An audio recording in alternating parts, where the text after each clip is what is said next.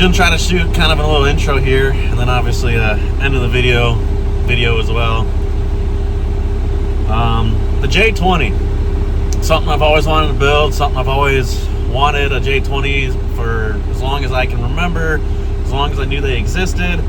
I really wanted to document the build a little better than I did, but I pushed myself for time. I mean, I guess I could go back to the beginning. When I had the JK, I had put a lot of miles on it, a lot of trips. You know, it got, with the LS and the 40s and everything, like 6 miles a gallon on premium. It was expensive to take it across country.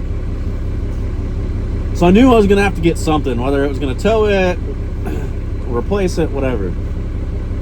So diesel power was what I was going to do. Better fuel economy, it could tow.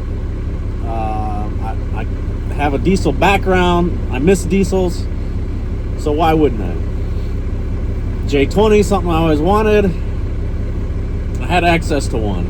And this plan had been going in for a while I was dating somebody else, and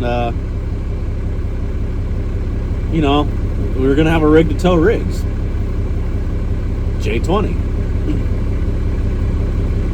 So throwing around the idea, you know, trying to get this truck and everything, and you know, shit happened a year ago in December, and then more stuff happened. Ended up moving the shop. At the end of moving the shop, I ended up getting this truck, and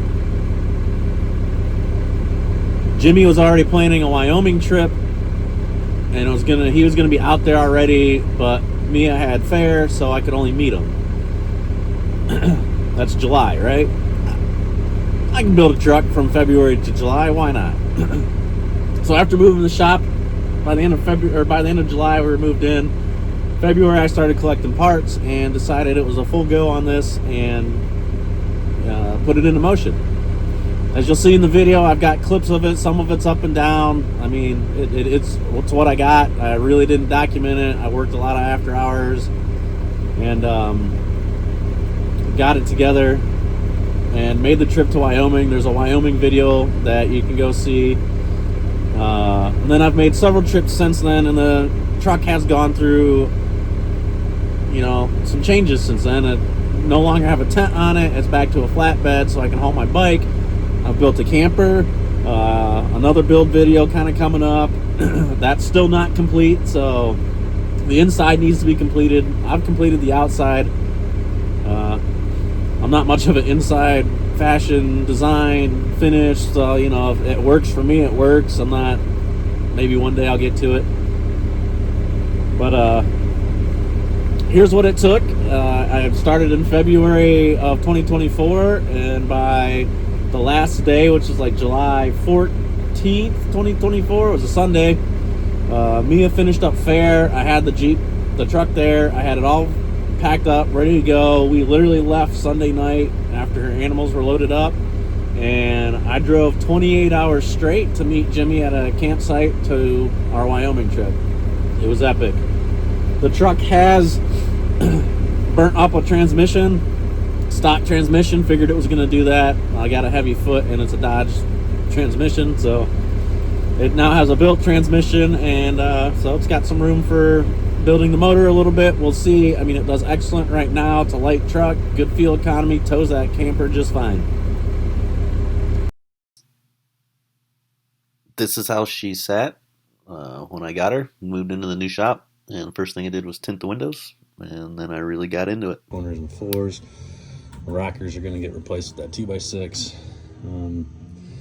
I might get some tubing and remove this and run tubing from the 2x6 to the frame for extra support. Undecided on that yet. Maybe down the road. Windows tinted, both on the bottom and top of the windshield, because I'm gay like that. Got my tinted cab lights on.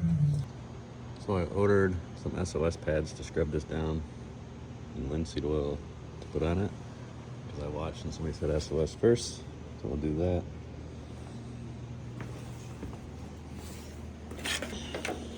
Got the smoke marker lights that will go here, and then I can't decide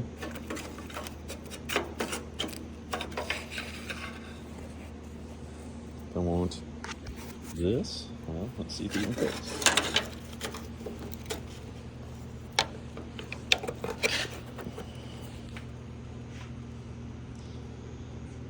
I have to put it right under there. I'm not really sure I want to put it up there. But then I can also put it right there. I kind of like it there. I'm not so sure like the offset to that. Not enough room there. And I'm not sure if I like it there.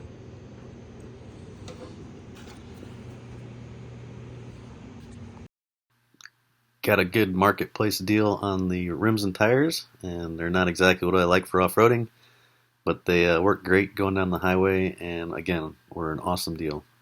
Some exhaust that I had sitting around in my storage unit for about 10 years from an old diesel, and then I did some boiled linseed oil to make the paint come out.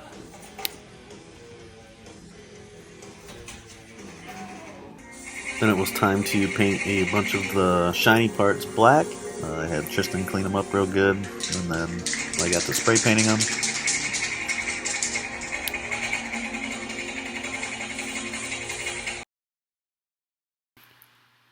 Somebody had put cab lights on the truck, so I put new ones on. It was a radio inside. I had to have one of those, even though the truck didn't have one. And started replacing some of the sheet metal so we could get a good base to put some floorboards on. Brought it out in the sun to see how it looked. This is when I realized I was going to need to put a lift on it. And then the donor truck. Now, if you would just jump in over there, I'd be really happy. Time to clean out the engine bay. I was collecting parts this whole time. I got new carpet coming in. And then a lot of late nights at the shop and dinners at the shop getting this truck going.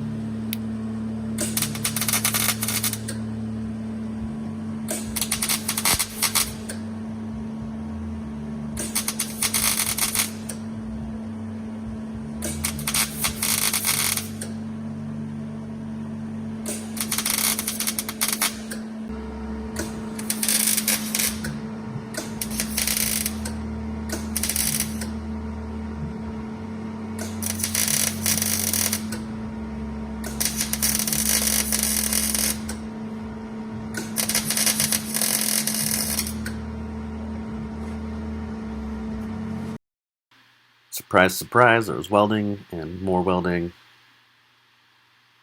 and more welding. But then I finally started to see a shape.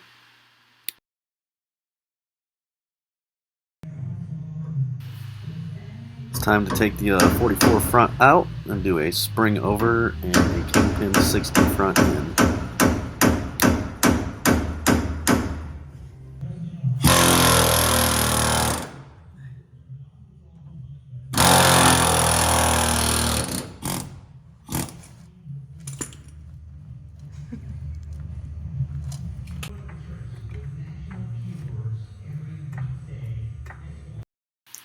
Originally, I wanted to reupholster the original bench, but that proved to be a problem finding parts, so I bought a bench seat out of a Durango and some heated seat pads and made it a heated bench seat, and then threw it in the cab, some sound deadener, the brand new carpet, and a pretty good interior. The next step to make my vision come true, my son helped me pull out the engine, and it was time to start prepping the 12 valve to swap her in. I couldn't wait. This is my first 12 valve. I've had several diesels, always wanted a 12 valve, but this was my first one, and so far, absolutely loving it. What the fuck? Took the intake off, heard something rattling in it. Fucking rocking the intake. Don't like that at all. Thankfully, Cummins run grid heaters, so that big ass rock couldn't make its way into the fucking engine. But what did make it past there, that wasn't that big. Why the fuck is there a rock in there? How the fuck did it get there? It didn't go through there. I can guarantee that.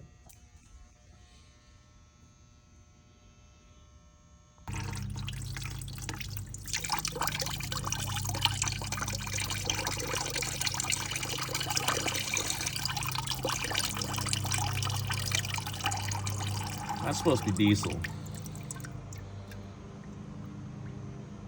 If this thing wasn't a fucking dinosaur, it wouldn't still be running.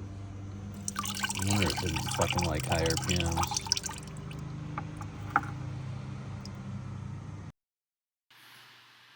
Of course, had to fix the killer dowel pin and then paint a bunch of stuff my favorite color. And when I tell you that this truck came from an experience, I mean, they trailered it all the way down from Gaylord, Michigan to me, outside Toledo, Ohio, just to make the sale before I left on vacation because I wasn't going to go up. I told them I'd come to them afterwards. So that's another story. Obviously, I did some fuel mods to it as well. Nice little vice grip garage rebuild, aka spray paint, to clean it up. I mean, it did have 90,000 miles on it, so it is just broken in. I tore apart the front end, cleaned it up, as this is going to be the easiest way to get that engine in, and then I had to build myself some custom mounts.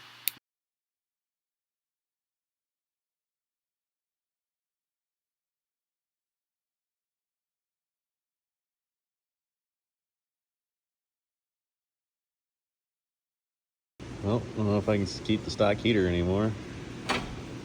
Manifold and turbo need to go there.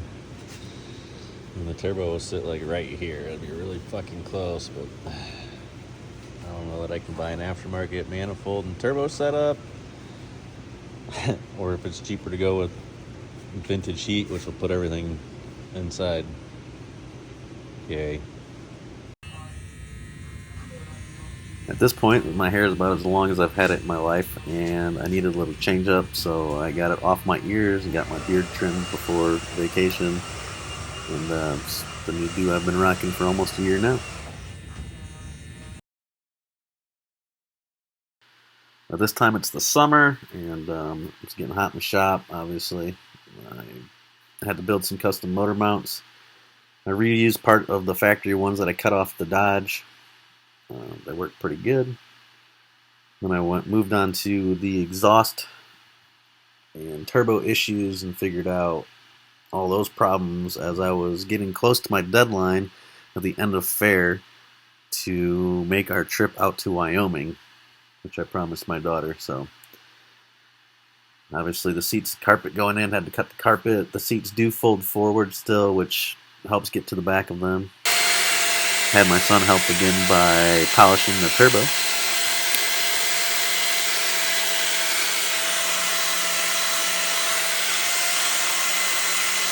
I joked around with a hood stack, with no AC and having to have my windows down. I knew what that was going to mean summertime, so I did end up putting a downpipe in. I did have to make it go around the manifold and a flat spot on it for the heater box, but it works fine, seems to breathe fine. And then one trip down to Tennessee, I picked up some high steer arms for my Kingpin 60 there, got the front end, and then it was time to make a little room for that turbo sticking through.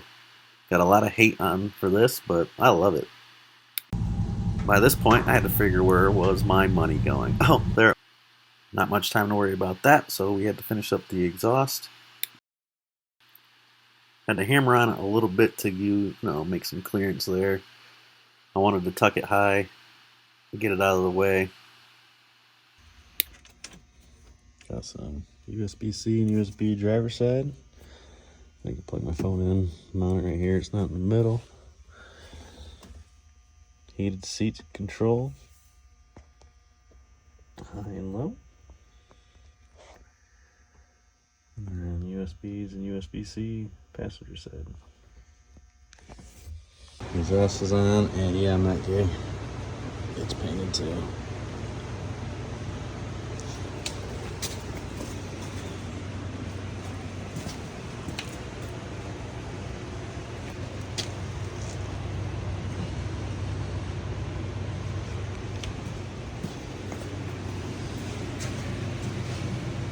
the entire way. Coming down to, I think this is a week before fair, I had to get a radiator, intercooler, and the piping done and get it started still. Remember, at the end of fair, we're taking off to go all the way out to Wyoming.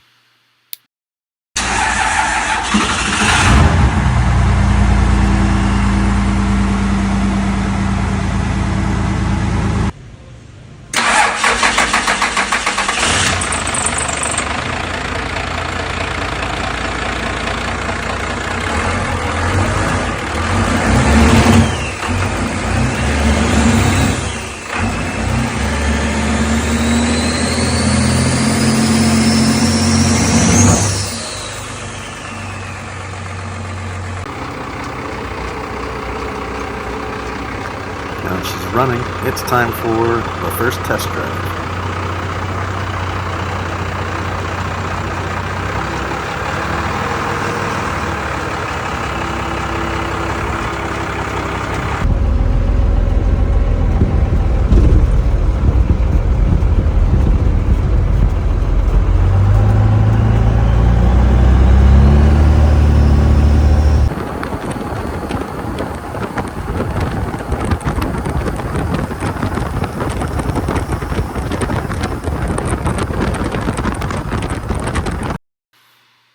First stop, Lucas County Fairgrounds.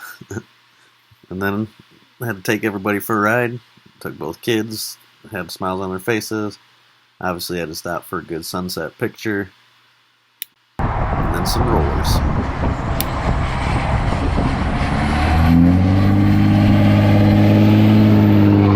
But enough playing. I had to build a rack and get the rooftop tent on and get this thing set up and ready to go camping for just over a week. 3 of us in Wyoming.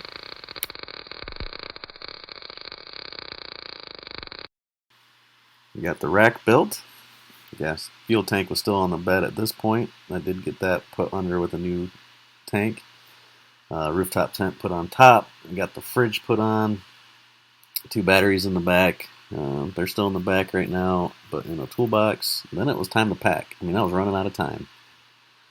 And then pack the truck to the gills. Go to the last shows of the fair for Mia, and then it was time to watch the animals get on the truck. And right afterwards, we headed out. 28 hours straight to Wyoming. Man, that trip was worth it. That video is back in our videos if you want to see that. Back to the Grand Tetons. I hadn't been since I was a kid. Then the truck transformed several times throughout the last 6 months. Had several missions with it, and it needed to change. I ended up going down to Tennessee, and the transmission finally blew up. I knew it would one day, so had to tow it back home, and ended up getting a built transmission for it, which should hold up to any abuse I give it now. I put a Detroit locker in the rear. Up to this point in this video, it still was 2-wheel drive, and then it was time to have Mia paint on the side, get a little, I don't know, advertisement out there, I guess. Then I needed a bike trip, and I took the bike down, so the tent had to come off. Down to Tennessee, still only 2-wheel drive, just a bike for a little traction there.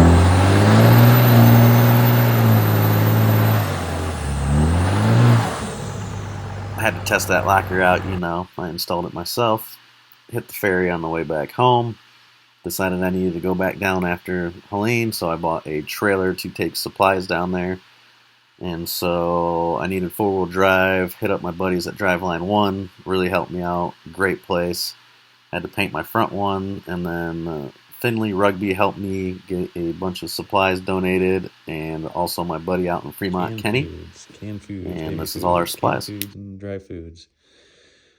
Animal foods. I think there's even some horse food, dog, cat, baby wipes, diapers, some toys, pop-up shelters, blankets, pillows, some suitcases of camping equipment,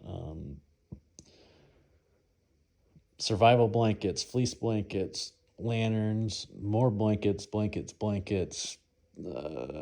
paper, paper towels, water, cleaning supplies, bathroom, toiletries. Excellent turnout. I gotta figure out how to pack this all tomorrow and still leave a little room to go pick up from Type 5 CrossFit in Findlay. Managed to make it down to a local church near Del Rio, Tennessee to drop off the supplies, drop the trailer off, and I spent my Sunday morning listening to church up on one of my favorite overlooks.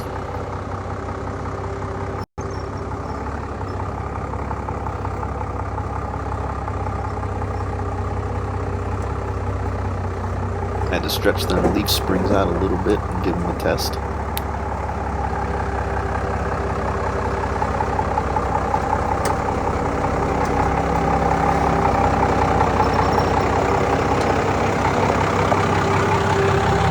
My next trip was a solo trip up to Michigan, and just needed some time to plan out my camper build and collect some parts.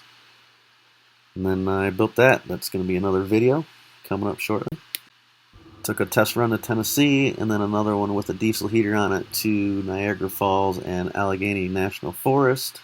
By this time I finally got a backup camera on the truck and cut off the tent because the trailer was a success. But this last trip I got to do the tail of the dragon in my truck because I don't have a tent on it anymore. It is specifically a truck again, as the camper can be left behind and I can go out and come back to it. With some problems once in a while. Well, if you stayed this long, I really appreciate you guys. I know there's like 20 of you that probably watched the whole thing, but I appreciate you guys watching it and interested in the journeys for whatever. This truck has done me well. Planned many more adventures in it. We got a spring break coming up with the kids. Should be a good time. I can't really complain about it. You know, it gives me a little headaches here and there, but what vehicle doesn't? It's 51 years old this year, 1974 J20. Dodge 12-valve Cummins should run me forever. Built transmission should last me quite a long time now too. Appreciate you sticking around. If you don't subscribe, please subscribe. And got a camper video coming up and a couple more trips this year.